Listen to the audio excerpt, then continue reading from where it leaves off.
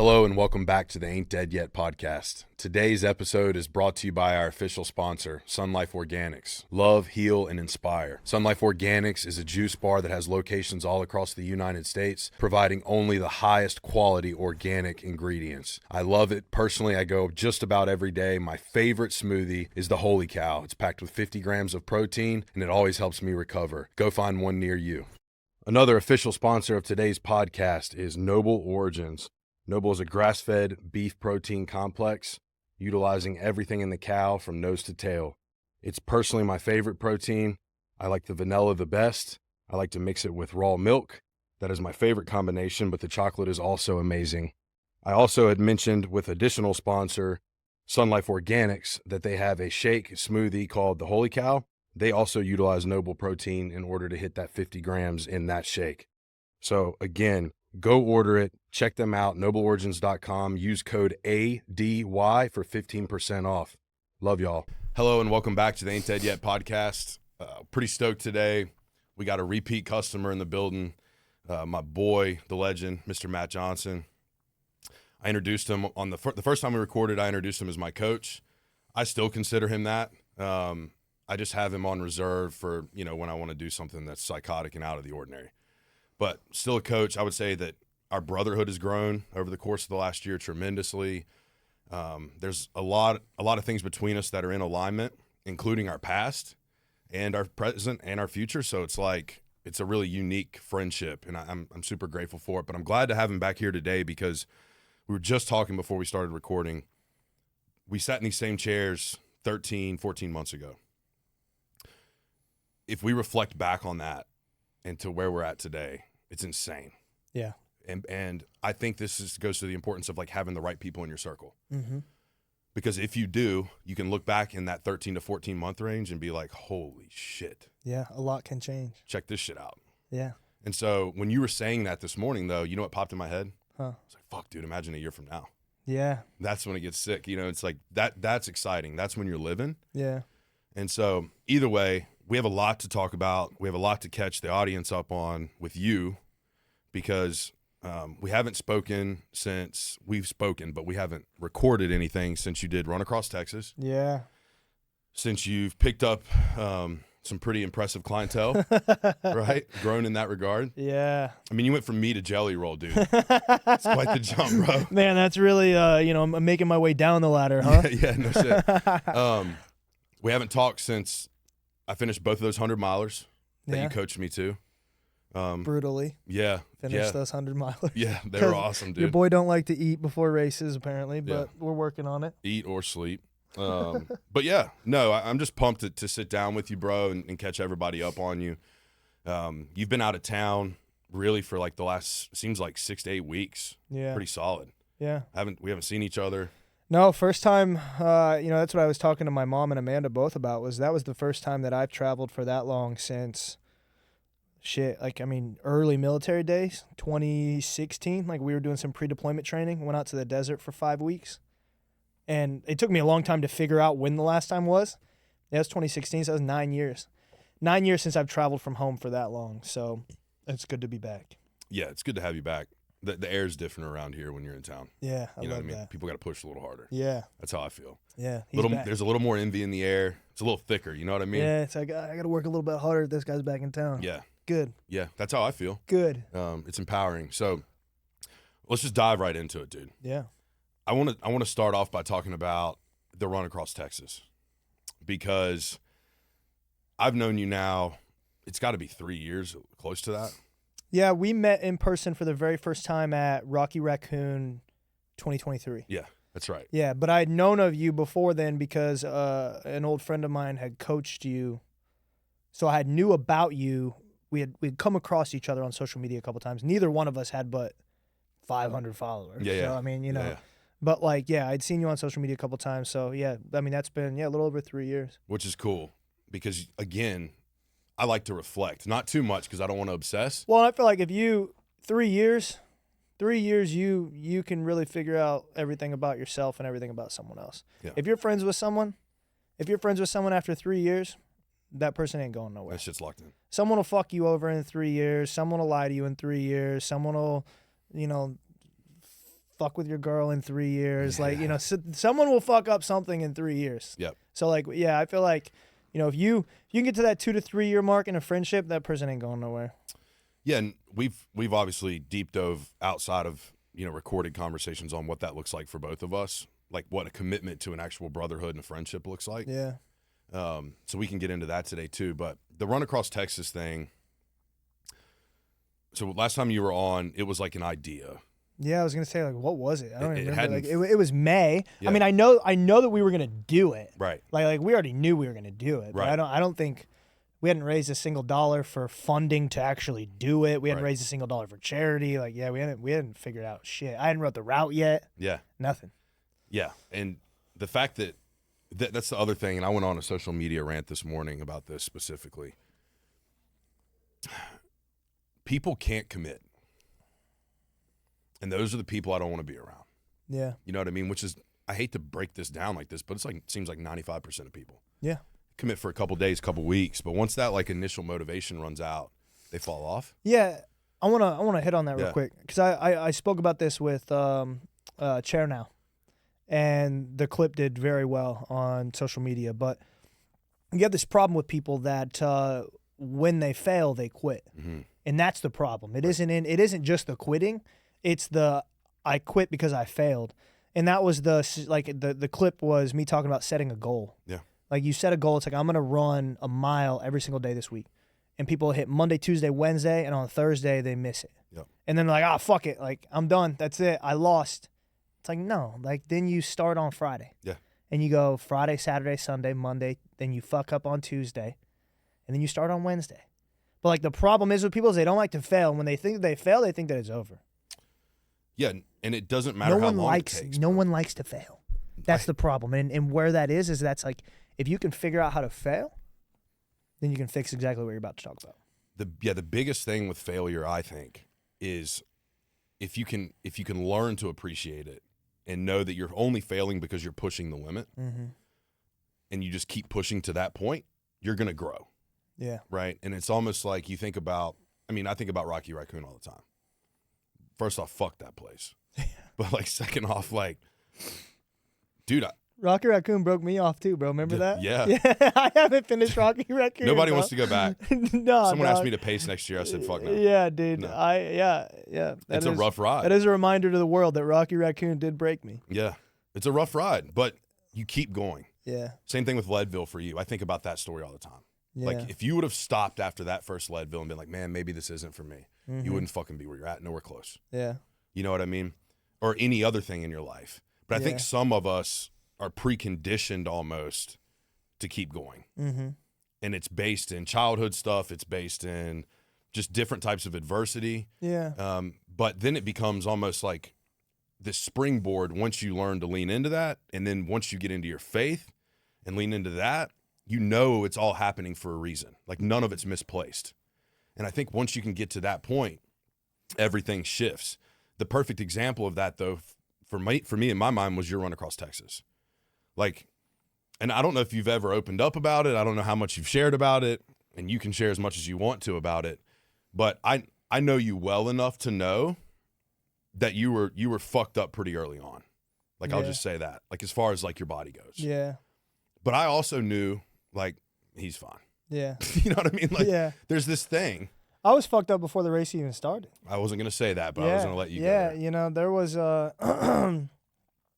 know, what was it? I mean, shit. I'm gonna be honest, man. Like, I think that my brain likes to kind of trauma block some stuff there. But it was like, 3 weeks.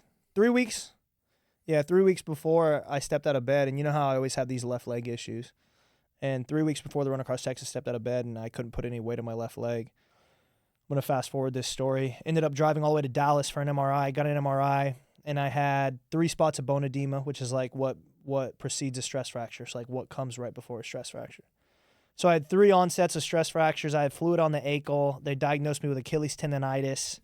And I consulted multiple calls to PTs, multiple calls to doctors, orthos, and everyone was like, don't run. You can't do it.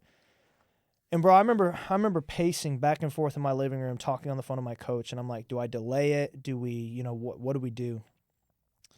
And finally, I just had like a moment. I'm like, dude, I'm like, fuck it. What is meant to be is meant to be. I'm like, send it. And we started and we got it done. And with zero issues. None. No issues at all. Like as in like with the leg. Yeah. Like I had no problems. We went out there, we sent it. I mean, that just tells you right there, bro. Like, fuck what anyone says, dude. You need to make decisions on your own. Mm-hmm. Like, and man, that's kind of, like, yeah, like I was fucked up early on. Like, I experienced the worst pain that I've ever had. Like, I still remember the worst part of it was my fucking feet. My feet, dude. Like, oh my God. Like, and I remember going to Rob, Crew Chief Rob. I love calling him Crew Chief Rob. It's just funny. He's just a good friend now. It's just Rob, but Crew Chief Rob is just funny to me. Crew Chief Rob. And I'm like, yo, something's wrong.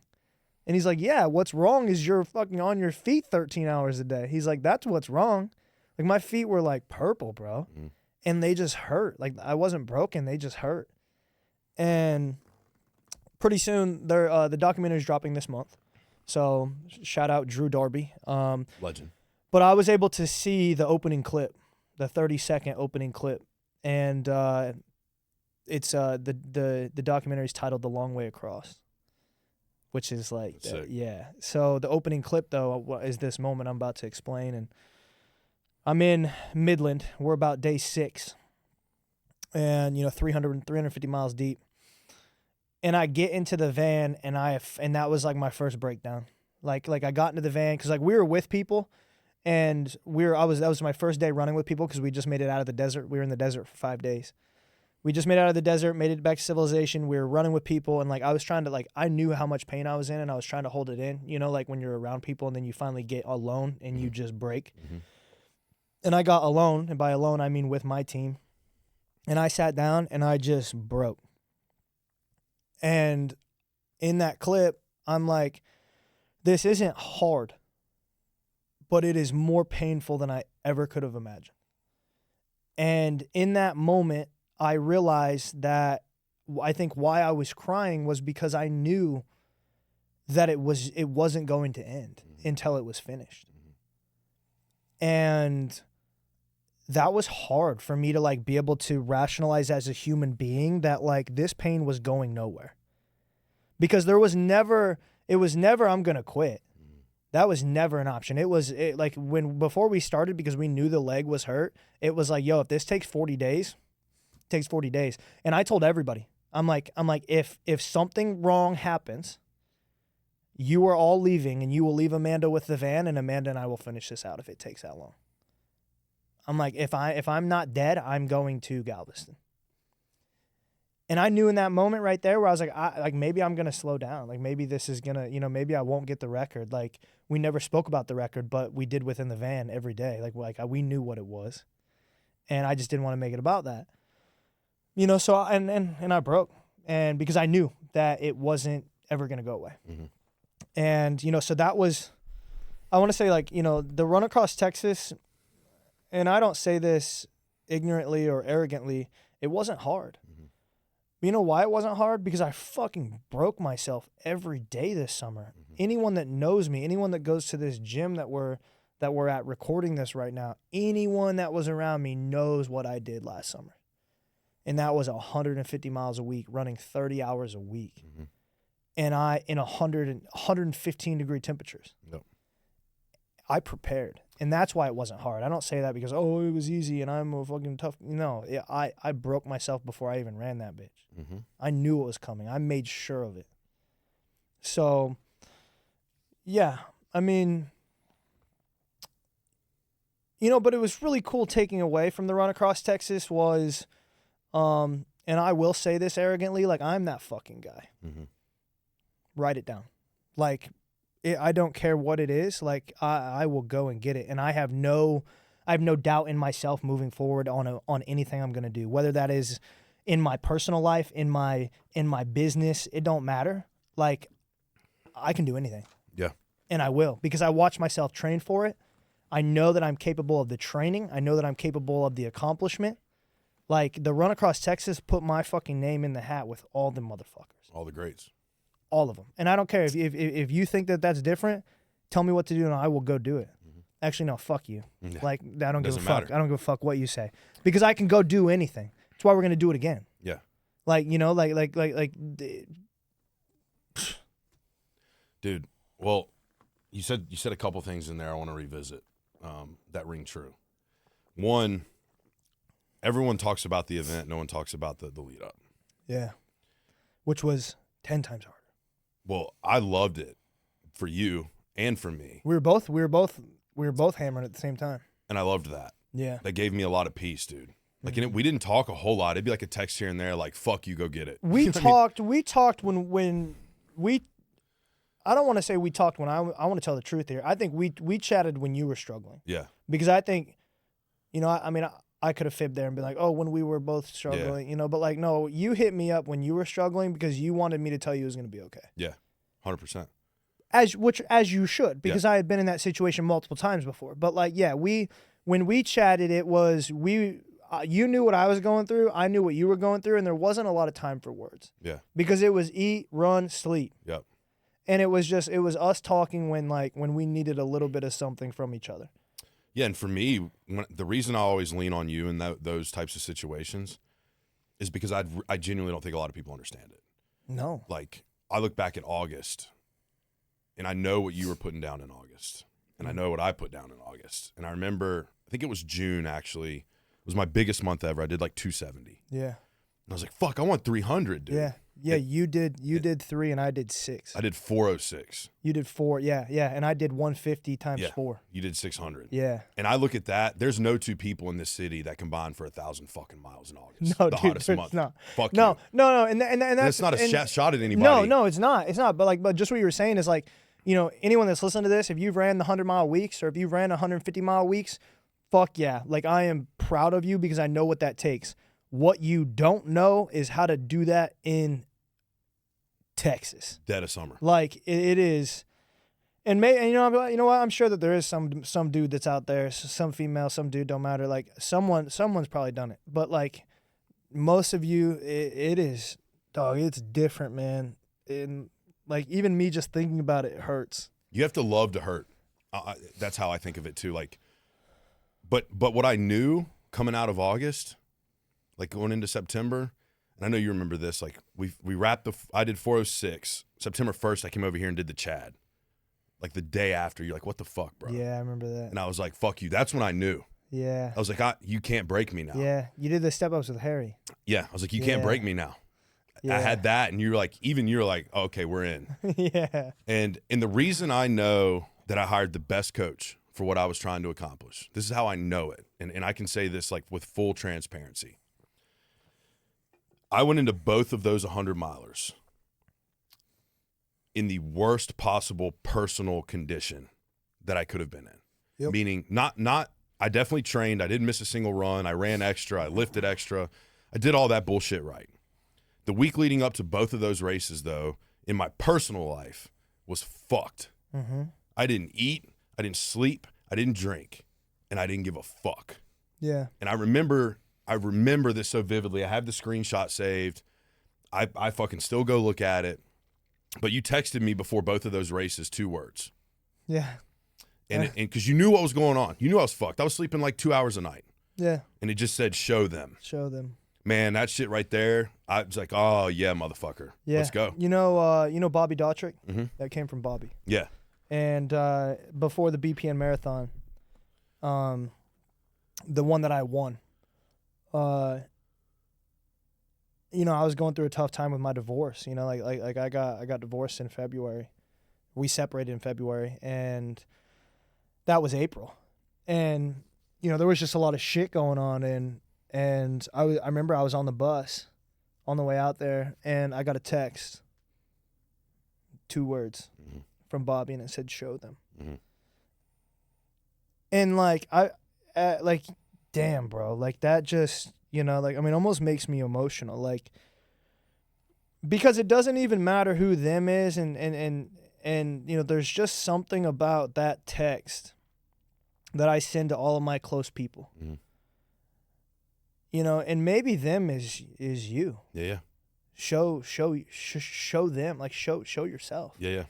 You know, but that is just, out of all my sayings and, all of your sayings, the must be nice, the built different, the risk over regret, PR, ER, all of that, like the show them, like show them who you are. Yep. Yeah. Well, for me, it represented in that moment, what kept ringing in my head when you said that was like, I kept telling myself, like, speaking in my own head, but I'd be like, you thought you broke me. Yeah. You thought. Yeah. That's the problem, though. That thought, to me or to you, yeah, you're wasting your energy. Well, everyone has to internalize something. For sure. And, anyone can be listening to this conversation and be like, oh, like, blah, blah, blah, I need this, I need that. No matter who you are, you do these races and you have to internalize. You have to internalize some type of saying, and it doesn't even matter. Like, it could be green, purple elephants. Mm-hmm. Like, that could be the saying, but that could mean something to you that is internalized as the biggest fuel that you could ever have. So it doesn't matter what, it doesn't matter what any saying is, but like, that's why you have these guys that say these things. Like, Truett Haynes, was that supposed to be hard? Cam Haynes, keep hammering. Yeah. Nick Bear, go one more. Like, all of these guys have their own saying that people pick up on, and they're like, oh, like I fuck with that. You know what I mean? But like, it doesn't matter what it is, and it doesn't even matter what it means, because like, go one more could mean something completely different to you as it does to Nick. Yeah. And that's Nick's. Like, and same thing with Cam and Goggins with stay hard, and like, you just, in these type of endurance events, you have to be able to internalize some type of saying to keep yourself moving forward. Yep. And it doesn't matter if it's for you or for somebody else. You could have 10 enemies in your head. Yeah. That don't even actually matter to you in real life, but you need them there while you go. I've never shared this on this podcast or publicly, but what I'm about to tell you, and it's what I would say to myself over and over in both those 100-milers, and it was die first. Mm-hmm. That was it. Die first. And like, for me, that just meant like, die before you leave. Mm-hmm. I talked to you both of those races on FaceTime coming into the cutoff, like for the last loops. And you'd be like, bro, this is what you have to do. Yeah. Like this, it has to be this number or less, dude. Yeah, I remember that. One call was with Brett and one call was with Matt Ritchie. Yeah. Yeah, and I'm like, dog. I'm out on my run. Because, obviously, like, the next morning, it's going to be very early in the morning because you're going 30 hours. And I'm out on my run, and I'm fucking doing math, and I'm half stupid, and I can't even, like, I'm, like, trying to run and do math for you, and I'm like, okay, I was like, this is exactly what you need to hit to get this done. But the cool thing is, bro, is, like, I talk about this a lot, and, hopefully the listener, can take something away from this, too. People that don't know what 100 miles is, like people that aren't. Here's the thing, outside of the fitness realm, like the fitness realm is so small, mm-hmm. and so when people get so caught up in their finish time, if you don't understand everything that we understand, if you're not in the fitness space that we're in, what sounds cooler? Ready? Matt Johnson ran a 19-hour 100. Matt Johnson ran a 28-hour 100. Which one of those sounds cooler?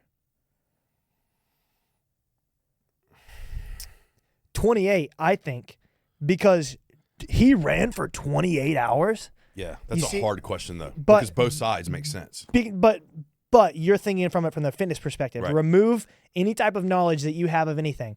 Let me say this. What sounds cooler? That motherfucker went for 28 hours. Yeah, take away the miles. Yeah. He ran for 19 hours. He ran for 28 hours. Which one sounds cooler? Right. You ran for more than that one guy. day. That guy ran for 28 hours.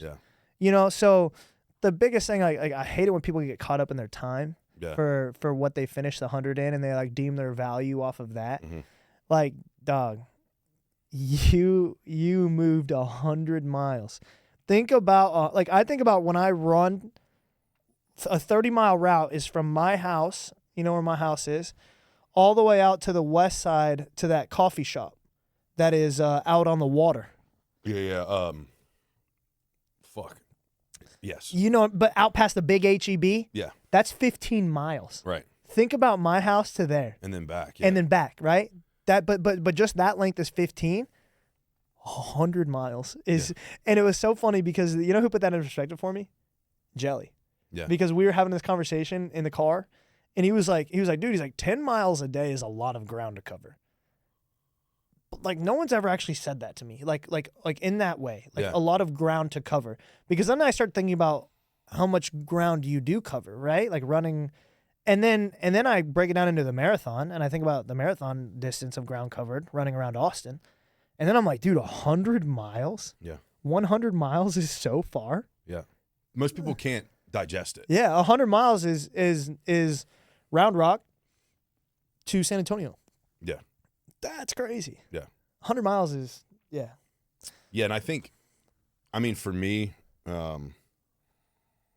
what that distance really represented was, like, what I kept going to is, like, this is my life in 32 hours. Mm-hmm. And it's, everyone talks about this when they talk about the ultra distance, but it's like you live a full lifetime in that time, right? Yeah. It's just sped up. Yeah. But it's like highs, lows, in betweens. Here's the thing. Here's the thing about the ultra. Yeah. Here's the thing about the ultra. You go out there and you do this hard thing, right? Like, you cover 20 miles, you cover 40 miles, you cover 80 miles, you cover 100 miles. And the amount of lifetimes that you live in that moment, the amount of hard lifetimes that you live in that moment will then never compare to the hard that you live in real life. Right. Like, that is the true statement of why we do what we do. I go out and I do these hard things because it will never compare to what is actually hard in real life. Mm-hmm. And then when something hard in real life does happen, I think back and I'm like, yo, like, God, like that 50 miles that I did overnight was 10 times harder than me having to make a business decision. Right. You know, and I already know that I am a conqueror because I have already conquered that distance. I've already conquered that hard thing. So to me, everything else outside of that is easy. Well, it goes back to, like, you talked about Goggins a minute ago, like the cookie jar thing. Yeah. Like, you build up this jar of accomplishments. Then you get out in the real world and something pops up. And we all have those moments where, like, fuck, this is insane. Like, this is going to be impossible. And you just take a second and you're like, hang on. Mm-hmm. No, we're actually good. Yeah. And so I think it's given me that too, for sure. But with you, I think what's so interesting is I think you've brought people into the fitness space that I don't think they might have gotten into it, but they would have never stuck. And I think that's personality based. That's what I believe. Yeah. Anyone who knows your content or follows it, it's a whole lot of, like, just you. Yeah. You know what I mean? Like, that's the best way to explain it. Yeah, you know, I like to, like, there's no holds bar. Yeah. You know, like I'm not moving my content in a way to please the audience. I'm not moving my content in a way to gain the followers. I'm not moving my content in a way to make a brand happy.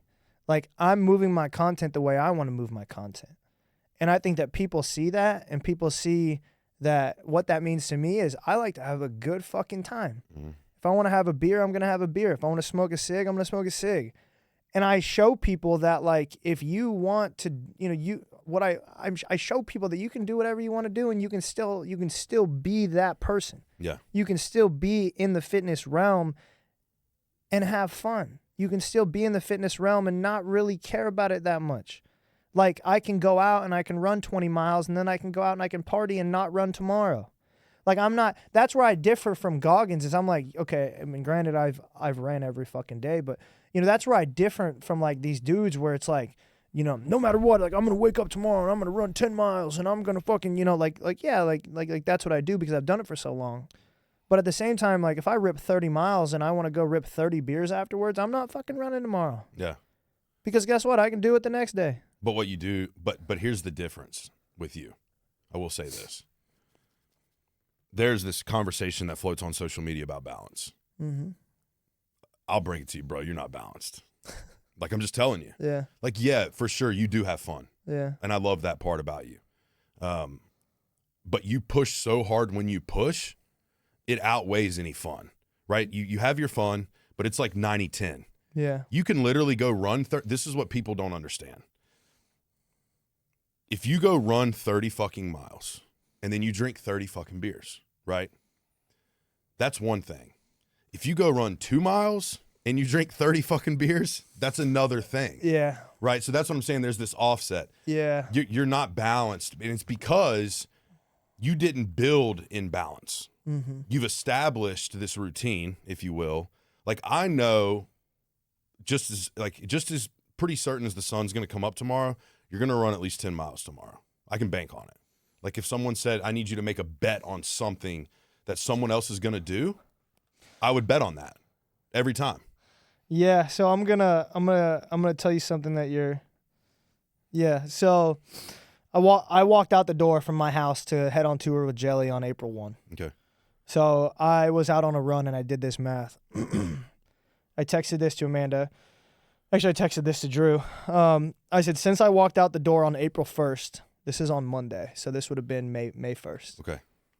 No, this would have been like May 5th. Cinco de Mayo. Sure. Yeah. Since I walked out of the door on April 1st, I've ran 425 miles. Average of 12.2 miles a day. So I went on tour with Jelly and I ran every single day. Every single morning I ran at least 10 miles besides 2 mornings, and that was the mornings that Amanda flew out and we went to Nashville. Or well, we were at Salt Lake, we jetted to Nashville, and we stayed in a hotel. And those 2 mornings, I ran 7 and 5. Mm-hmm. Every other morning, I ran at least 10 miles. Because to me, that has become, obviously, as everyone has seen, like that's just my normal. Mm-hmm. I have to run a 10-mile distance. To me, it's an hour and a half. Mm-hmm. If I can't commit an hour and a half to myself every single morning, I mean, I don't know where I was going with that. I commit an hour and a half to myself every single morning. I work for myself. Yeah. That is a non-negotiable to me. Mm-hmm. The 10-mile mark is the mark that I have set, and that's my non-negotiable. Now, if I want to run 8, I'm going to run 8. If I want to run 5, I'm going to run 5. But 99% of the time, you're going to see me run 10 miles at least. Yep. And, but the problem is, for people, is that they don't understand that I have set this precedent of running, the 10-mile distance every morning, just like I have you brushing your teeth. Mm-hmm. That's what people don't get. Like, I have this same mentality of running 10 miles as you do, like wake up, drink your coffee, take a shit. Mm-hmm. Like the 10 miles for me is that important to where if you are a clean human being, you brush your teeth every fucking morning, right? Like, and I'm the same way. I wake up, I brush my teeth, I run 10 miles. I just have that added step in there. Like that is my normal. It is not hard to me. It is autopilot. Mm-hmm.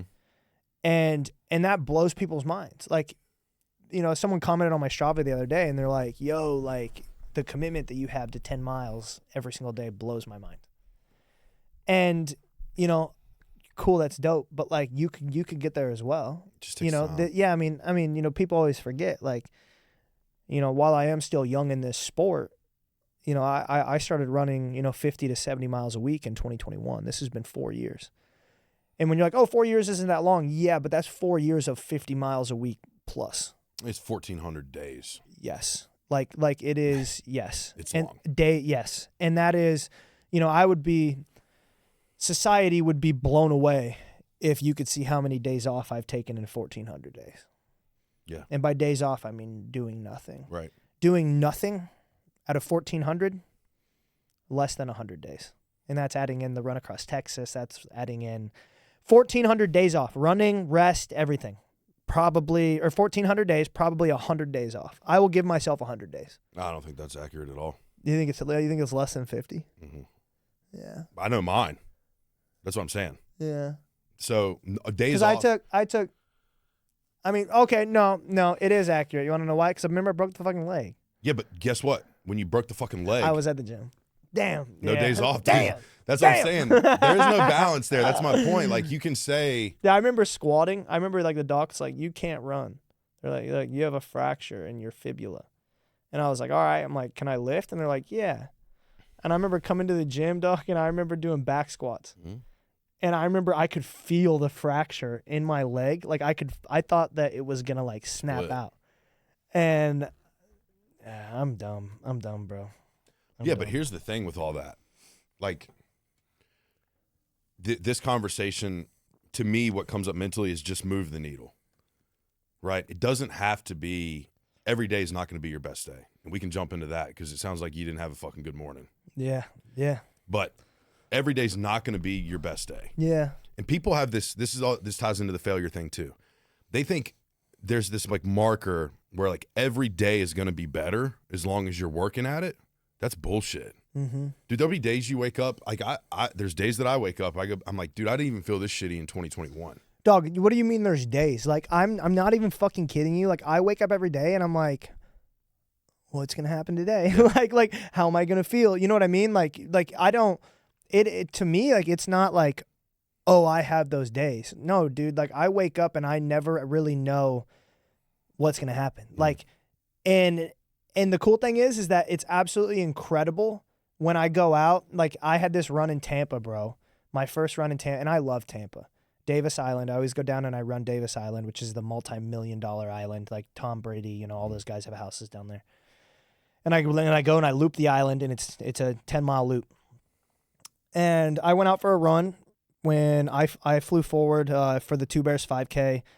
You know, I wasn't like working at the moment for Jelly because, I mean, I was still working, but he was, you know, not there. So I was like, I don't have nothing to do. I have to train.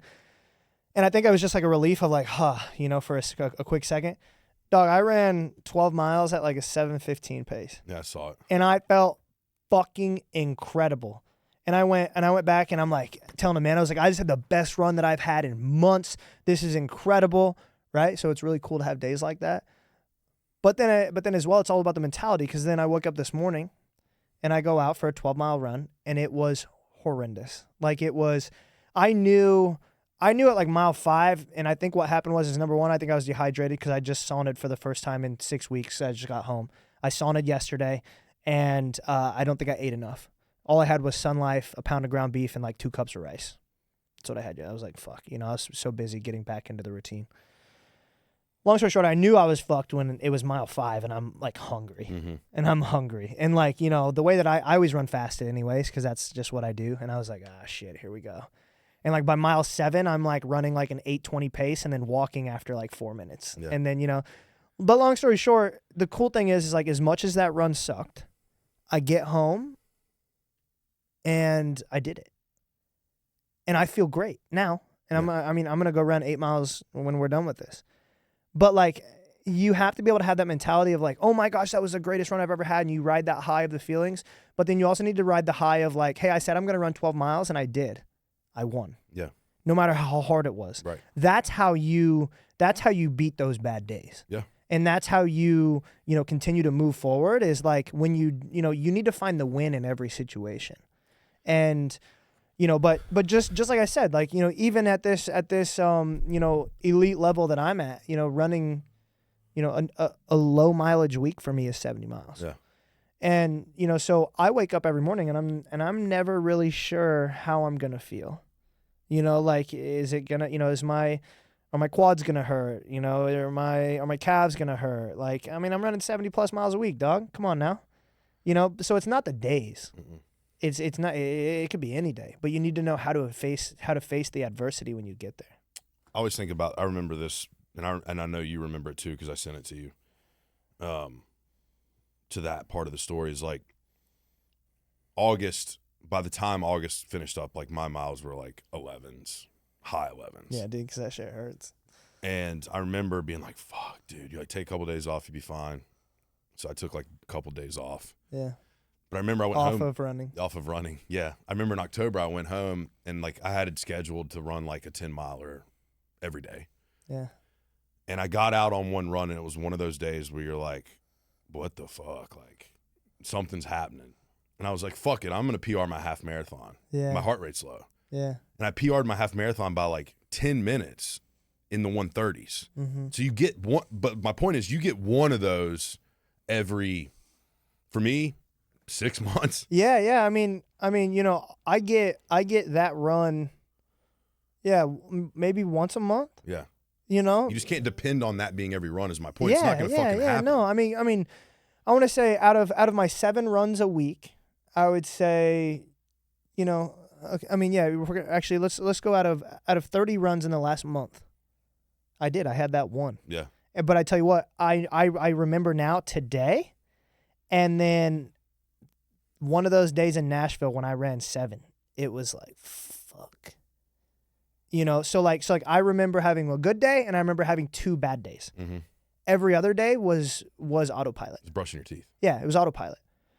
So you're telling me out of 30 days of doing something that I'm going to have 2 bad days? Yeah. Sign me up. Yeah. Sign me up.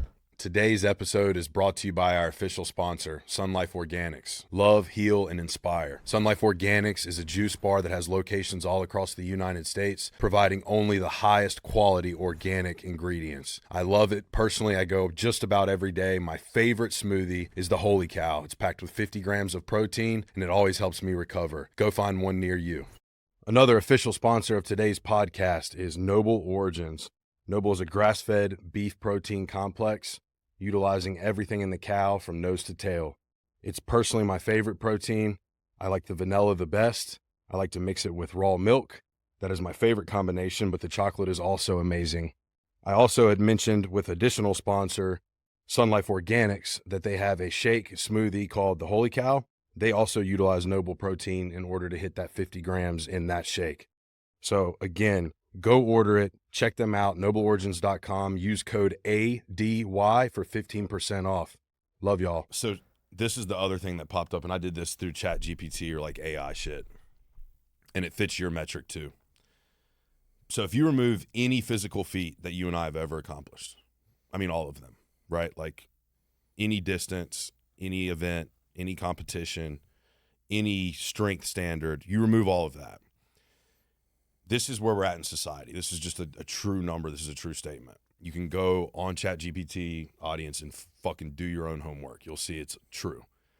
But at our age, our faith, our income, and baseline morals, we're literally 0.00034% of the population.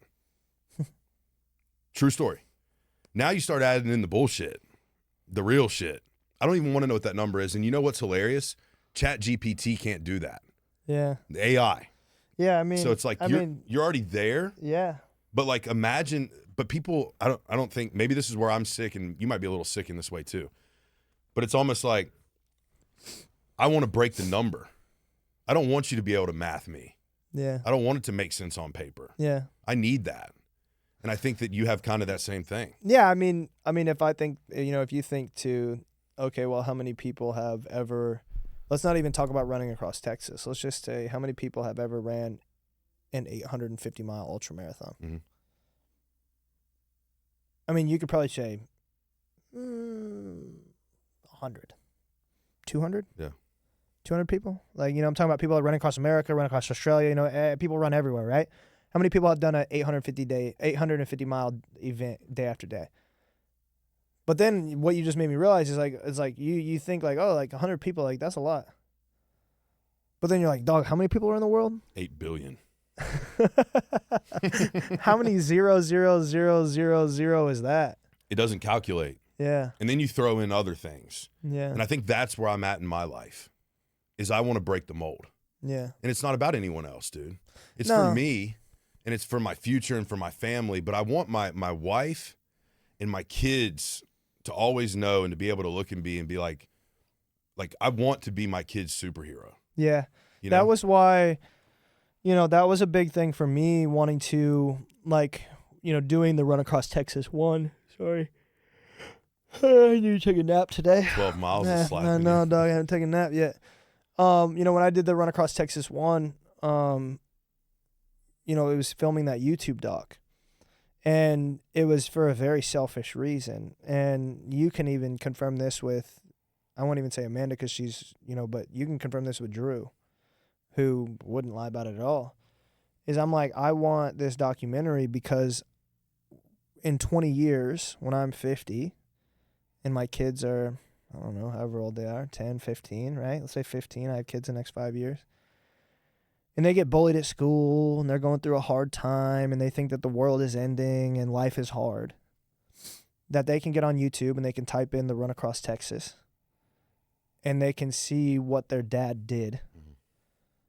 And the only thing that I want them to take away from that is that they can accomplish anything. 100%. and that whatever they are going through is not hard because what they are watching is hard. And that's like, there's no dollar amount that I could have ever paid to have that there forever. No. And, you know, so just like what you're talking about now, right? Like with like, oh, I want my children to be able to see this. You know, not even my children, but like even if somebody who didn't know shit about fuck when it comes to running, you know, I want them to, if they're having a hard day and somehow they make it to my YouTube video of me doing something hard, that they're like, wow, this is hard, and I'm upset about this. Right. You know, like that's why. Like that's why I do what I do, and you know. Let me stop you real quick. Mm-hmm. How many people do you know that have left all their content up from their start to their finish? Not many, right? I do that for the same reason you're talking about. You can find yourself anywhere in that and be like, fuck, okay, that's where you can get to. Yeah. That's purpose. Mm-hmm. That's servanthood, right? Yes, like for me, my most driving force is the kids that I haven't had yet. Well, I mean, dog, hold on. I'm going to stop Yeah. you now for a second, because you want to talk about servanthood or putting content out there. Like, dude, we're ripping a podcast in a rented studio in Austin, Texas. Yeah. And the only reason I'm saying that is because this isn't making you millions of dollars. This is probably losing you money. This isn't like, you know what I mean? Like, listener, put that into perspective. Like, you know, you see these Huberman podcasts, the Nick Bear podcast, the Joe Rogan podcast, the Cam Hanes podcast. Like, these guys are the 0.0000001% that made it, and they have a podcast that is profitable. Right. When you see podcasts like this is people just wanting to put out the good word. Yep. And people wanting to put out things. You see guests coming on a podcast like this because they want to put out things into the interwebs that will be out there forever. Like, that's why I've said so many times, and I clip all of my podcasts. You see it on my Instagram. The most said thing that I will say during a podcast is, I'm going to open up and say this because I want this to happen.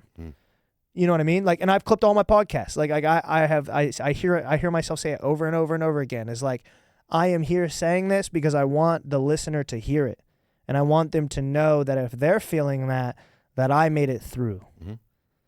And you know, so that, like, yeah, I just wanted to confirm, like, the servanthood there, where we're at, bro. There's no greater purpose. And I mean, it takes a long time and a lot of heartache and a lot of adversity and a lot of shit to get to the point where you're like, I will tell you anything if it helps you. Mm-hmm. That's true servanthood. I'll tell you my deepest, darkest, vulnerable shit if I think it'll help you. That's servanthood. Yeah. I see you do that through your content. It's funny because, like, I don't look at you as anybody other than Matthew Johnson. Like, my buddy that had the GMC on the black wheels. You know what I mean? Like, that's what I think about. Like, people see something different now, that's fine. Yeah. But that's how I think of you. Like, even yesterday, like, so you picked me up from the airport. In my head, I was like, waiting for the GMC, you know what I mean? And you're like, no, I'm actually in Amanda's car. The Porsche, right? And I was like, this fucking guy. Right? But it's funny. I screenshotted that and I sent it to her. She was laughing so hard. I was like, oh, fuck. But it's crazy just because, like, people will ask me, like, what's he like in person? And I was like, dude, just go watch his content. Yeah. I don't even, like, you want me to explain him, that's how I would do it. Yeah. The only difference I think between your content and sitting down with you in person is through your content, the majority of the time people feel the fun, right? Yeah. Once every month or 2 months, you'll drop some heavy shit. Yeah. Where it's like, hey, this is where I was at. And it goes bang. Yeah, it's going to always. Yeah, yeah. Because it's relatable. And that's why I am very firm on this. And I'll say it publicly, I don't give a fuck what anybody thinks. I think you've brought more people to the running space than 95% of the run influencers that exist out there. That's not me taking shots at them. That's me giving you your flowers. But I want to be very clear. You are much more like the population than all of those other people. And it's not that they're not like them, it's they don't represent themselves in that way. They represent themselves as something else. Exactly. Yes. You represent yourself as who you are. Yeah. And people relate to that and they grab onto it. That's why it blew up, dude. It's not. Yeah. Well, no. And that was back to like what I said, half hour ago was, the content that I put out is me. It's my content. It is me. And, you have these people, and I've seen it. We've all been around them, where like they're this person on Instagram, and then you get in person, and you're like, who the fuck is this guy? Yeah. But I love hearing that, and I appreciate you saying that because it really does mean a lot to me. And I have a really good friend who I have someone who's became a good friend of mine, Kevin, which I guarantee that he is going to be listening to this. We actually. Wow. I might have actually spoke about him, and he hit me up on your podcast last time. I dropped I think it was on Dom's podcast. Yeah, on Dom's podcast, I dropped a clip about how I finished a race and I just didn't feel fulfilled. And he sent me this long ass message about like, I feel like this too, and I've never heard anyone vocalize it. And then, long story short, he ended up coming to a Made for More retreat. I met him. We ran together. We became friends. Got him tickets to the Post Malone concert. He came and linked up with us out there in Salt Lake. He's a very good friend of mine.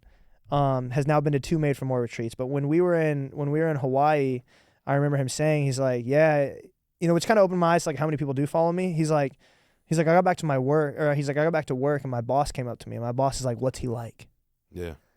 And Kevin's like, exactly how he is on Instagram. Yeah. So I love that. I love to hear that from people, because that is the goal. The goal isn't to have anything but that be said. What? And dude, your reach.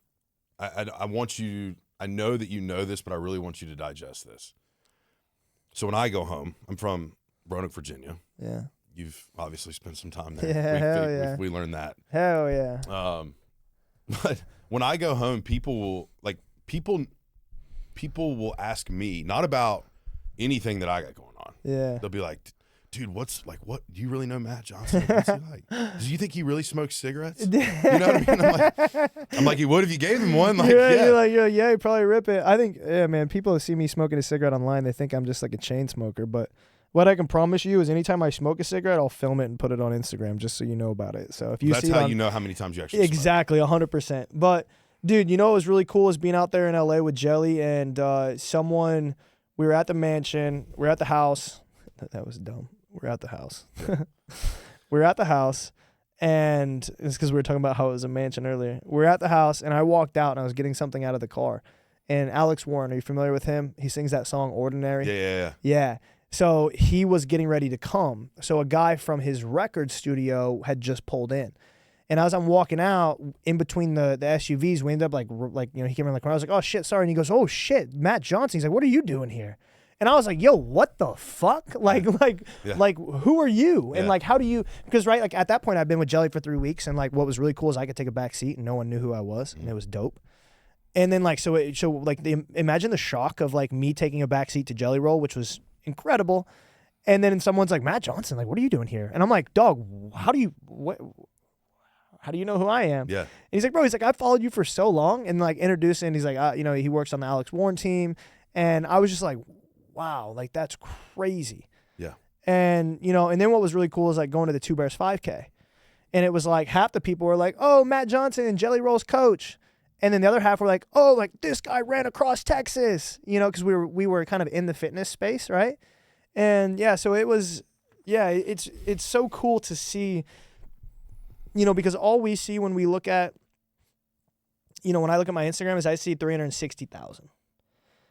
I see 360, and that number to me is just a number that I see increase, right? So it goes 360, 370, 380. I can't rationalize in my head how many people that looks like. Right. You know what I mean? And I don't think anyone can. And so I can give you some perspective. When I go out and about and that happens, it's like, whoa, that's crazy. And it happens. I mean, now we're getting to the point where it happens every day. It's 20% of Austin's population. It's 4 times Roanoke's population. Right. Yeah. That's how many people. And we talk, here's more perspective on that number for you. This is your reach. 100 people, 200 people have ran more than that many days that far that we talked about earlier, right? Yeah. Think about this. The number of people that follow you is 36,000 times that. Yeah. So more people follow, like that's. I think about Austin Football Stadium. It holds 60K. Yeah. That's six of those. Times. It's nuts, dude. It's 6 football stadiums. It's nuts. But here's the beauty in that. It's everyone. The thing I love about your following, I wish Instagram could like model this somehow, but like what percentage are doctors? What percentage are lawyers? Yeah. What percentage are homeless and got a fucking track phone with internet on it? Dog, you know what I mean? No. I'm telling you, Amanda and I just had this conversation because we were in Hawaii and we were at the golf course, the Princeville Golf Course, which is like the number 60 golf course in the country, right? Or in the world. I don't know. Count on number 60 somewhere. Nice as shit. Incredible. And we're sitting there. I'm drinking a beer and she's drinking like a whatever. You know, like we just got done with 9 holes and like we're pretty sauced. And out of nowhere, someone comes up and is like, "Are you Matt Johnson?" And I like turn around. I'm like, I stand up. I shake his hand. I'm like, "Yeah, man." Like, and like, I was kind of, like I said, I was sauced, so I didn't really kind of put it all together. And he's like, "Oh, he's like, I'm the club pro. He's like, I live out here 6 months. Like it's so cool to see you here. Blah blah blah blah." I'm like, "Yeah, dude, incredible. Like, great to meet you." We exchanged contact information. He's like, "You guys come back. Love to golf with you." I'm like, "Cool." Sauced, right? So like, none of this made sense to me. Leave. And the next morning we wake up and we get to talking about it, and I'm like, a pro golfer knows who I am, who has nothing to do with the fitness space. Right. A pro golfer. So like that, and it hit me in that moment, and that was a month ago. And it hit me in that moment where I'm like, whoa, like that means that I have transitioned from being in the fitness space to being a incredible storyteller, in my own opinion. You're in the life space. Yeah. Which is, there's no greater space. Yeah, which is, that's incredible. That's where you want to be. Yes, 100%. If I can influence you on running, great. Yeah. If I can influence you on lifting, great. But if I can influence you on life, fuck yeah. Yeah. That's the space. Yeah.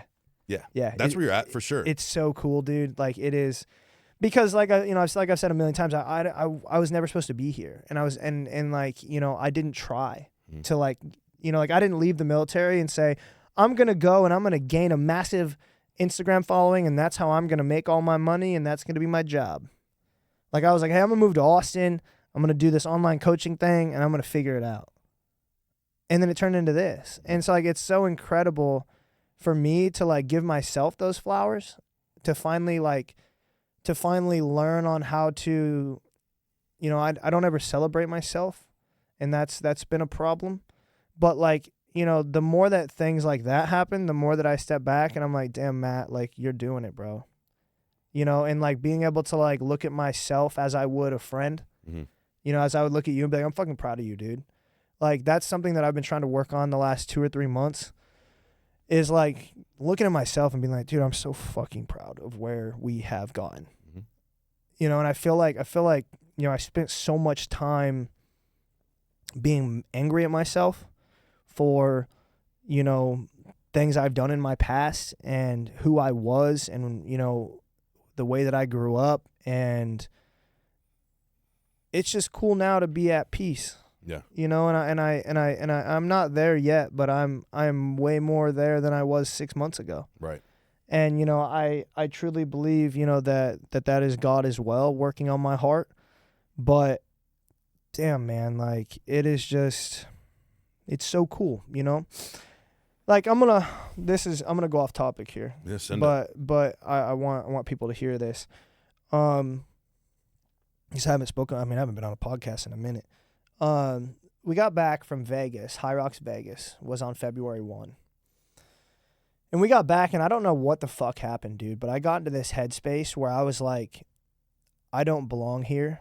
I shouldn't be here. I shouldn't, like, and nothing even happened. I'm just pinpointing the timeline. Like, nothing happened at High Rocks Vegas. Right. Like, I actually had a blast in Vegas. It was incredible. But I got back, and I was like, I don't belong here. Crazy enough, like I called my manager, and I think I was going to like fire my manager, who has helped me get to where I am today. And we got on this call, and I was just like, I was like, I don't think, like, I don't need this. Like, I don't know, I was just going off the hinges. And she's like, yo, like, hold the fuck up. And I'm in tears, dog. And I don't even know why this is happening. Like, I am self-sabotaging. Mm-hmm. And she is like, you are self-sabotaging right now. Like, she's like, you have never had this much success. You've never, like, everything in your life right now is phenomenal. Why are you calling me freaking out about nothing? Mm-hmm. And I'm like, I don't need a content team. I don't need an assistant. I'm like, I can do this shit on my own. Like, and she's like, whoa. And the way that we busted it down right there was, and that's actually what led me to, remember that vacation that we took, that all-inclusive, when we went down to Costa Rica or wherever the fuck we went? Yeah. I don't know, Punta Cana. Punta Cana. Yeah. That's why I went to Punta Cana and everything changed. She was like, she sat me down and she's like, you've spent your entire life, because she knows me inside and out. She's been my manager for almost 2 years. She's like, you spent your entire life with your back against the wall. Mm-hmm. And she's like, and now that you have cushion and your back isn't against the wall, you don't know how to operate. Mm-hmm. She's like, the only way that you know how to operate is when your life is chaotic and your back is against the wall. Mm-hmm.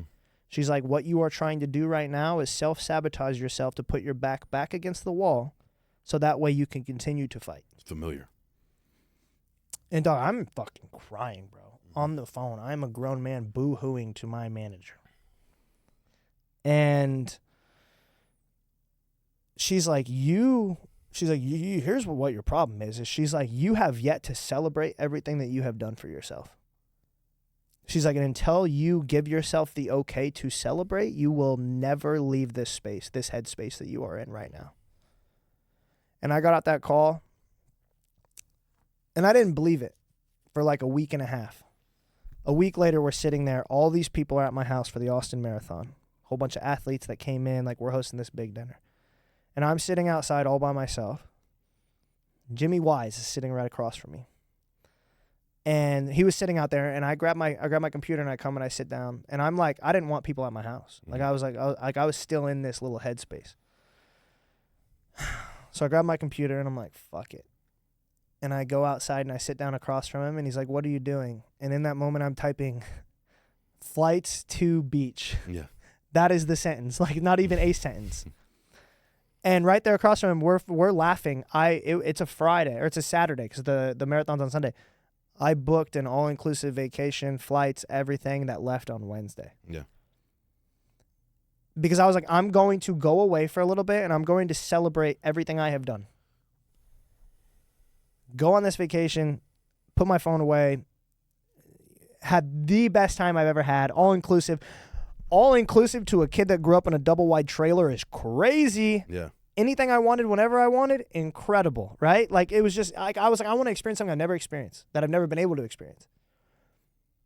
And in that moment, blah, blah, blah, all this stuff happened. I posted this reel, and it, bang, 20 million views, 100,000 followers. And it hit me in that moment where I was like, I can do this from anywhere. Mm-hmm. Like, I don't need to be locked in. I don't need to be punishing myself, trying to train for a race. I don't need to be, like, I'm like, this is, and it all just made sense in that moment. And coming home from that, like, that is where I just wanted to take time to explain to people that, like, I look at this, I wanted you guys to, I wanted them to see the situation that I had to come through literally in February. Mm-hmm. To where, like, oh, like, boo-hoo, this fucking guy who has everything right now and life is perfect, life is great. Like, nah, dog, like, I'm fucking crying because my headspace is so fucked. Yep. Even after I ran across Texas, even after, you know what I mean? Like, this was February. Yep. This was 3 months ago. Yeah. Where I'm fucking crying trying to figure out, like, why my life sucks, why I think my life sucks. And so, you know, that made me move forward into, yeah, like, I did it. Like I gave myself permission to celebrate everything that I have done, and that, like, flipped this switch in my head where, like, I feel like I can tell myself I'm proud of myself. I can give myself my flowers. I can, like, do what I want to do and be who I want to be when I want to be that person. So it's wild you just shared that story, and I'm so grateful you did, because, one, I think that level of vulnerability is exactly why people love you. Two, you just inspired me to vent the same shit. And you probably already know this, but after the 2 100-milers in 8 weeks, you would think the world thought Tripp's on a fucking high right now. He's like just everything in life. Mm-hmm. He's got it. He's got it going on. Must be nice, right?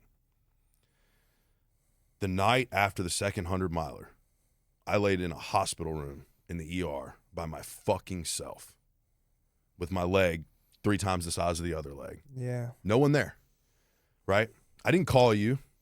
I didn't. I know if I would have been like, hey, I'm in the hospital, you'd have been there. But I didn't call you. Matter of fact, my pacers dropped me off at the hospital. I told them to go home, right? I'm like, no, fuck that. Go home. I'll be fine. And I'm sitting there in that moment in the hospital, and I'm like, I had the same kind of realization, dude, where I was like, what the fuck? What am I doing?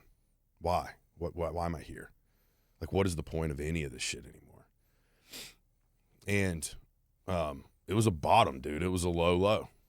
And what I realized in that moment was very similar to what you're talking about.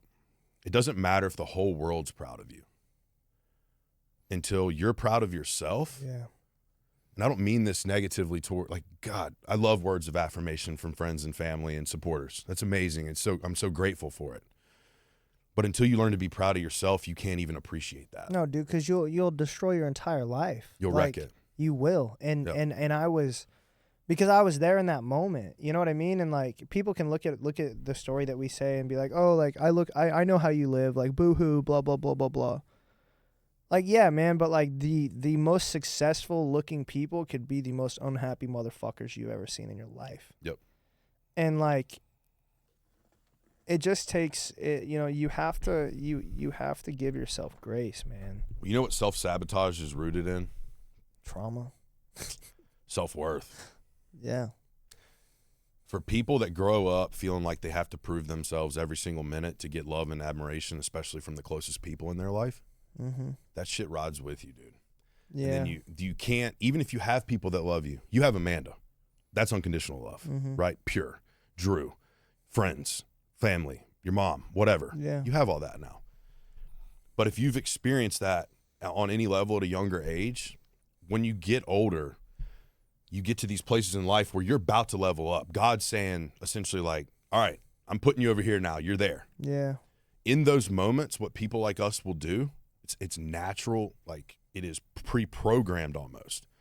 We will intentionally try to fuck that up because we're like, no, this is a comfortable familiar here where I have to prove myself every minute. It's the back against the wall conversation. I know what to do. You put me in a corner and you talk shit and you tell me I'm not worthy, I know what to do.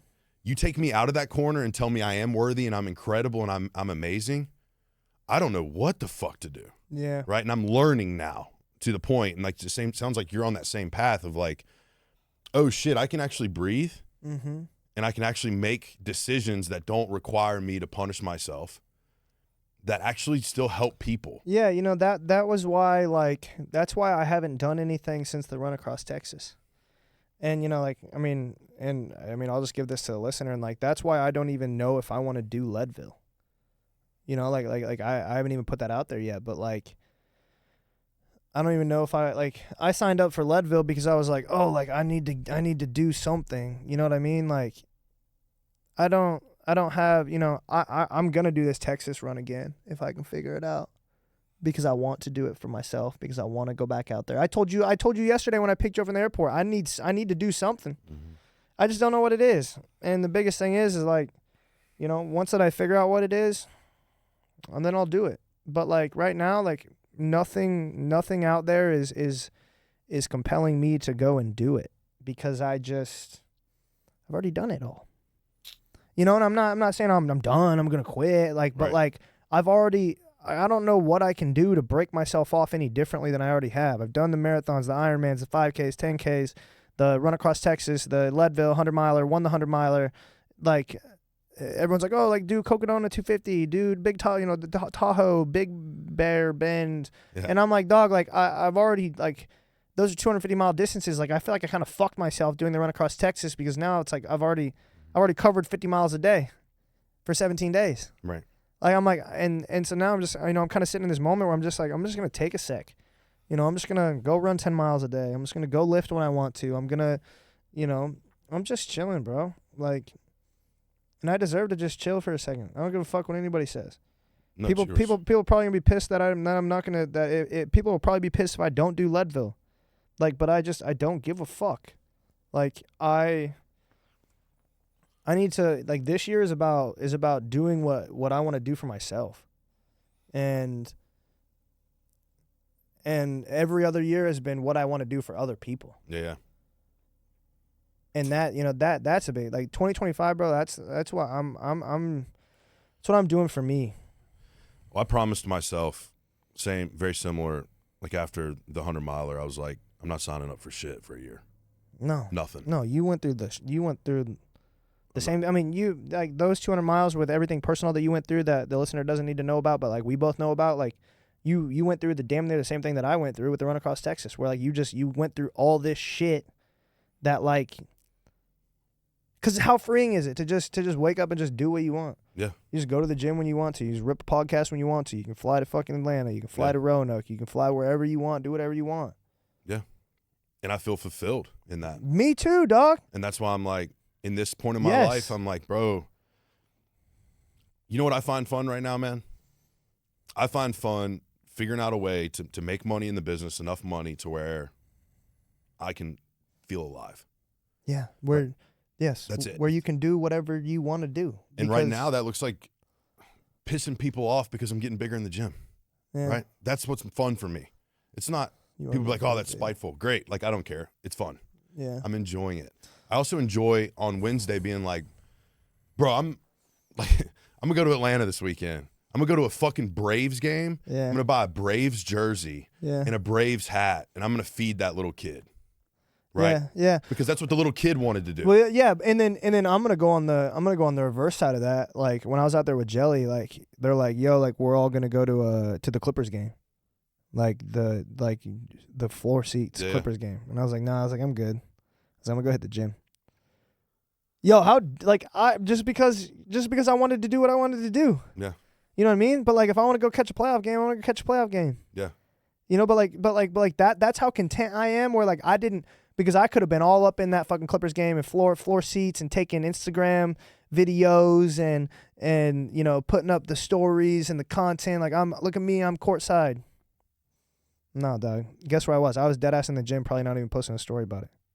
You know what's crazy about that though? There's this, I think, lack of awareness around what it actually means to take care of yourself. Yeah. And I don't think you truly, for me, I can speak for myself, I can't speak for everyone else. I didn't learn how to take care of myself until I completely broke myself. Mm-hmm. And then I realized like what those two paths look like. Yeah. And it could be a fine line, honestly. Like, me breaking myself isn't that far from me taking care of myself. But one step in the wrong direction can be a pretty fucked up scenario. Yeah. But like, I know about you, right? We've kind of had this conversation recently even. If I tell you, like, this comes up all the time. I'm sure it does for you too. People will be like, hey, 2 months from now, I'm having X, Y, and Z happening, right? Can you slide through? In that moment, I might be like, yeah, bro, yeah, we'll see. I'm getting better at that now. I would just flat out be like, no. Yeah. Like, just flat out, like, I can't commit to that. And here's why. I don't know. Yeah. I really don't. Yeah, I just went through that same thing with Amanda where she's like, are we going to go back to Avalon for the 4th of July? I was like, I don't know. I'm like, but I tell you what, if it's a day before and we can, yeah. Yeah. You know, but like, I don't know. Like, I've already talked, like I've already, you know, I've had conversations with Jelly about going back out with him in the entire month of July. You know, but maybe I want to do that. Maybe I don't. You know what I mean? Like I don't know. It's about your heart, though. Yeah, it's about like all in the moment, I'll make a decision that's good for me. And dude, there's just something that, like, you know, like there are years to be the yes man. Years, I say years, that's crazy. But like there are times to be the yes man, and then there are times to be the, like, I want to do what I need to do for myself. Because I can't be there for you the correct way if I can't take care of myself. And that's the thing, is like, I need to get back to taking care of me so that I can continue to be there for others, because if I don't take care of myself, I can't correctly be there for you. And that's where I'm at in my life right now, is that like I need to take care of me, because my entire life is about taking care of others. My charity runs, like my, inspiring people through content, like all of that. But like right now, the time frame that I'm in, like I need to take care of me. And that's what's important right now, because I want to continue to be there for people. Something you do really, I think, a great job of that I struggle with is I'm either 100% selfless until I have nothing left and everything is gone and I'm at a bottom. Yeah. And then the only way for me to repair is to go 100% selfish. Yeah. If there is a part of my life I'd like to find balance in, it's that. Yeah. And when I say selfish, I don't mean self-serving in the sense of like, fuck everybody. Yeah. I mean, like, I want to be able to help whoever I can help. Yeah. But at the end of the day, like, you, to your point, you can't do any of that if you're not taking care of yourself. No, for sure. And I feel like, there's moments like you need to be able to, take days at a time, weeks at a time. Like for me, I've been out there and I've been on the road with Jelly for the last 5 weeks. And now like this week, like Amanda's in Tampa and it's just me at the house. Like I'm doing me, bro.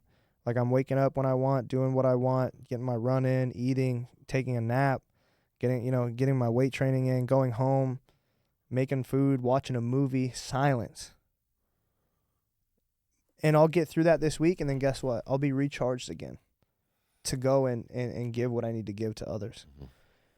And then you might need to take 2 or 3 days. But like the biggest thing is that's the problem, is that you get so go that then you burn out. Mm-hmm. And but I was able to give myself, to someone else for the, 5 weeks. But that was I was almost there. I was almost at my breaking point where like it was time for me to go home. And now that I'm home and I'm recharged, it's Wednesday. I've been home now 3 days, and I can feel myself getting back to that point, where I'm like, okay, like, cool, but like I value being home. I value being in my element. I value being, I'm a creature of habit.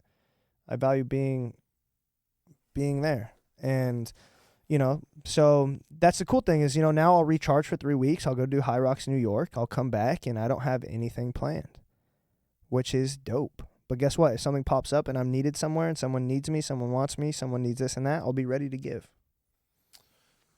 You've brought him up a few times, and I've been kind of waiting to get to it. But I am curious around Jelly Roll. Yeah. Right. What's his name? Jason DeFord. Jason DeFord. So I've seen a ton of before you were even in the picture with him. Yeah. I'd seen a ton of content with him on like Bussin' with the Boys, and just him being around, like a lot of his life story, like the clips from like when he was rapping, talking about selling white, you know what I mean? Yeah. Like all that kind of good shit.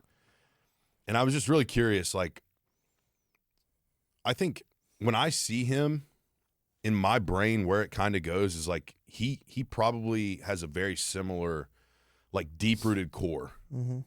as me, right? Somewhere in there's some shit, right? Like, not meaning like bad, whatever. I'm saying like, but to do what he's done, given like where he came from and the process he went through, again, I think that's why he blew up in country music the way he did, is it was fucking relatable, bro. Yeah. The shit he was writing music about, relatable. Talking about like struggling to stay alive, right? I am not okay. Yeah. Yeah. Like it's real shit. In person, was there any surprises in working with him, or was it pretty much like textbook? Yeah, like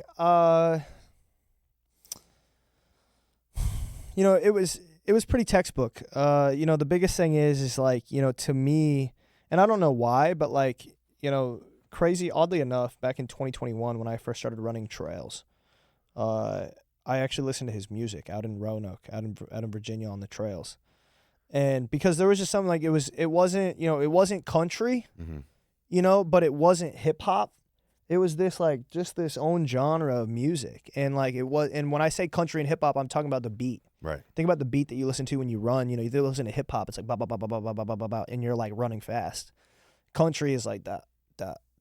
You're running slow, and like Jelly just found that middle ground, and like that like soul music, mm-hmm. But for some reason, for me, like when I first hopped on the Zoom call with him, it was a surreal feeling. But I think that what happened is we talked so much leading up to me getting there in person that like when I got there, like he was just Jason. Like, he was just Jelly. He was just Jay. Like he was just a boy by then. Like we had the official Zoom call where like I got off the call and I'm like, holy shit. And then, a couple days later on a Sunday, we had a 3-hour FaceTime, just him and I, just like the shit that people don't see. And then like we texted here and there and we chatted again. And then, I met him at his house in Nashville. I sat there and, we, smoked and joked and, it was cool. But, coming from like who he is as a person, he's one of us. That's it. I mean, that's truly like, and you ask anybody in his camp, like I was even talking to his manager. So his manager, John Minnelli, founded Jay-Z, right? Like back in the day, you know what I mean? Like has worked with everybody. And I was talking with Minnelli one day and he's like, this camp is unlike any camp I've ever been a part of. Because it's not about the music. It's not about like he don't party no more. Like it is every single day. It is a camp to travel around and inspire people to, look at what, he was in prison. He was addicted to drugs. He's now, sober off of those drugs. He doesn't drink anymore. He doesn't party. Like we were running that 5K and I remember exactly where we were at. It was around the Tampa Bay Stadium and we were like up on the second deck. We were getting ready to go down. And I hear somebody like scream out like I'm sober because of you. And that just kind of hit me in that moment where I'm like this guy he's on the same path that I'm on. Not that I'm trying to, inspire people to get sober, but like I'm trying to inspire people to be better. Mm-hmm. And that's what he's trying to do. And I'm trying to do it through fitness. He's trying to do it through music. Yeah. And I think that's why there's so much synergy and that's why there's so much, camaraderie immediately with him. It's I was talking to somebody on the phone, actually Troy Peterson, the founder of Valor Fit. He called me yesterday and we were just chatting about it. And I'm like, without my military background, I'm like, I don't think I would have made it. Like, I don't think I would have lasted. Like, it's crazy, dude. Like, the life that they live, the way that they operate is very militaristic. It's very militarized. Like there's a chat that they use for comms. It's literally called like Jelly Roll Comms and Movement. And it's very military. It's very like, this is the schedule. This is what we're going to do. This is when we move, the security of the movement. Like it's not for everybody. But yeah, it was incredible. And it was a great experience. And, he's a human being. Yeah. I love that. He's just a boy. I love that. Yeah, I think that, again, that's why he's relatable. Yeah. Right. Yeah, and even like people like me, people that like someone messaged me or something and was like, I only started listening to Jelly because of you and I can't stop listening to it. Yeah, that's like, because that's what he has a message in every song. Like it's not just, country music where you're singing about divorce and your dog died and your truck broke down. Like he sings about real shit and you can feel it in his voice. I thought the coolest thing that I found out from him when I was out there was that like he never got vocal lessons.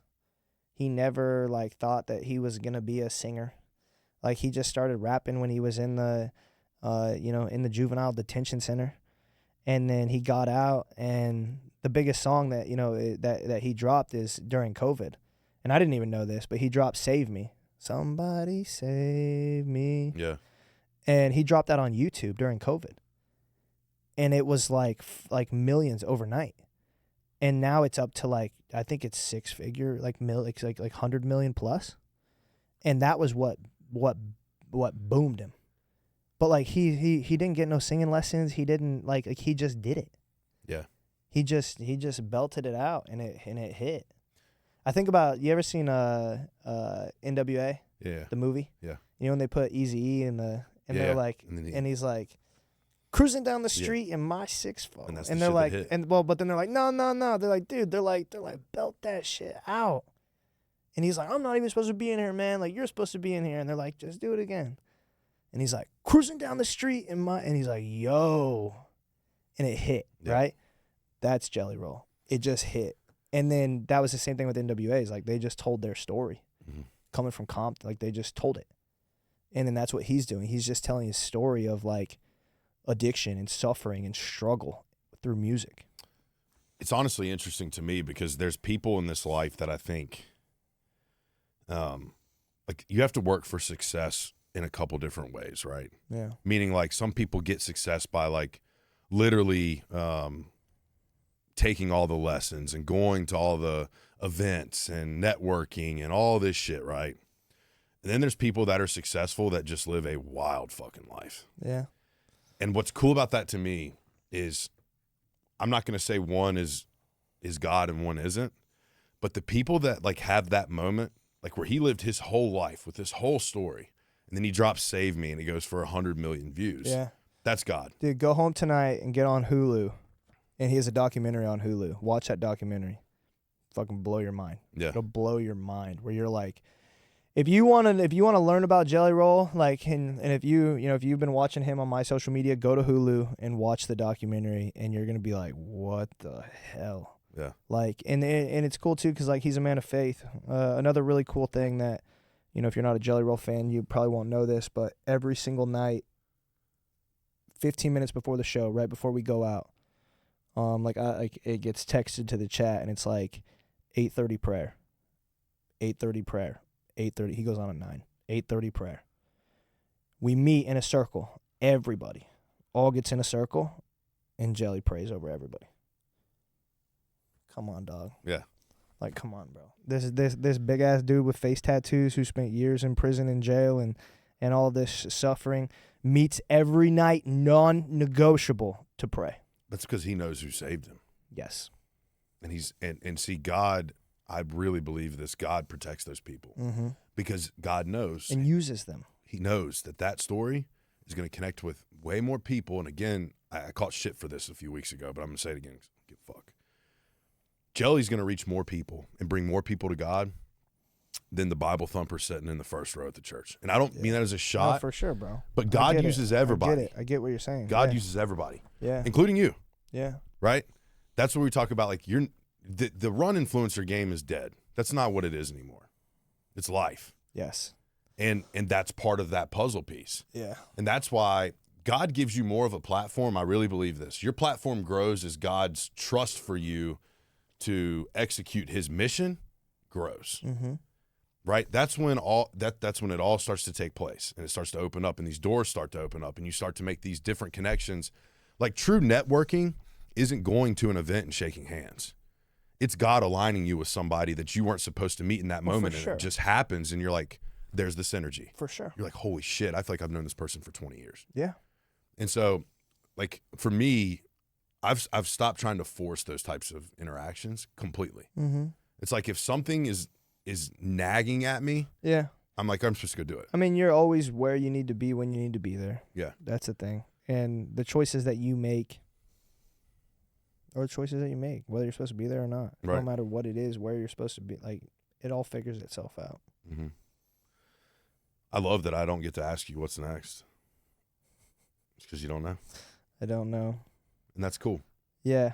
It's yeah, I mean the biggest thing is, man, like, I think the next thing is going to be this Texas run. We went west to east, set the fastest time across Texas. I want to do Texas north to south. There's a route, and I want to be the fastest man across Texas and the only man to do it both ways. And I'm yearning for that again. I think once the documentary comes back out, it's just going to light a fire under me. And we do have a tentative date, October 19th. 19th, and it'll be 20 days, so 29 to November 9th. Mm-hmm. But yeah, I don't know, man. I mean, if it works, it works. If Jelly wants me in July and it all makes sense, I'll go out there in July. I might not even do anything this year. We'll see. There's whatever I deem is the greater mission is what I'm gonna do. And I just need to sit on it and pray on it and see where God leads me. Yeah, it's interesting because to me, that's what peace of mind is. Yeah. Is when you can be in the moment and just be. People like you and I have chased the next thing for a long time. Yeah, dude, I'm done doing that, bro. It doesn't feed anything, right? The ego. Yeah, that's it. But once that you have the capability of not feeding the ego, yeah, it don't fucking matter what you do. Well, it's like, to that point, dude, like, I don't have shit to prove to anyone. No, I mean, that's why, like, I woke up. Remember when I just randomly woke up that day and I summited Everest on the treadmill? Yeah. I'll just wake up one day. Here soon. I'll wake up one day and I'll just go do something. Yeah. And people will be like, oh, shit, he's back. Yeah. I mean, I'm here. I've never left. I'll figure it out. I'm just not ready to, plan it out yet. Outside of this, like I said, I keep coming back to this Texas thing. It's in the works. But, I'm also very content on, like, if it doesn't happen, it doesn't happen. But if it does, it does. Like, and I think that's me and my faith. Where, like, if it is meant to happen, the stars are gonna align and it's gonna happen. If it's not meant to happen, it's not meant to happen. It is what it is. Well, there's this piece of that too, that people, once you get strong in your faith, you really deeply understand. God is you'll know. Yeah. You'll know. And I'm waiting for that you'll know moment. Because there's been things pop up that are like, they'll catch my eye, like, oh, that could be cool, or like, that'd be sick. And I'll ask myself, like, is that for me? Yeah. Right? Or is that for my purpose? Yeah. Because I know when it's purpose behind it, it's undeniable. You can't walk away from it. Yeah. It's like, because God's literally saying, no, you're here. You're here now. I'm just waiting for that, and it sounds like you are too. And you know what? I'm proud of us for that. I'm proud of us for that, because if you would have talked to us a year ago, that drive was totally different. Yeah. It was totally different. Yeah, I mean, it just shows you that you're on the right path and you're accomplishing everything you wanted to do. Yeah. No, for sure, man. Well, peace. I'm not going to eat up any more time. Life's got to go on. For sure. I'm kind of craving Sun Life, to be honest with you. That's fucking wild, bro, because I've been sitting here thinking about that, and I'm like, oh, my God. I'm like, got my dog's at the house. I was like, maybe I should go get Sun Life. I'm like, I need to run later. I've just been having, like, in the last 5 minutes, that's how I probably know it's time to wrap it up. But yeah, same here. When I start thinking about a holy cow from Sun Life, that's when I'm like, all right, it's about time to go. Yeah, it's fair. But, dude, I appreciate you taking your time. I know your schedule well enough to know what that means. Yeah. And I appreciate you, bro. Appreciate you. Yep. It's all love. Appreciate you guys tuning in. Hope you guys enjoyed the episode. That's going to wrap for today's episode of the Ain't Dead Yet podcast. We'll see you on the next one.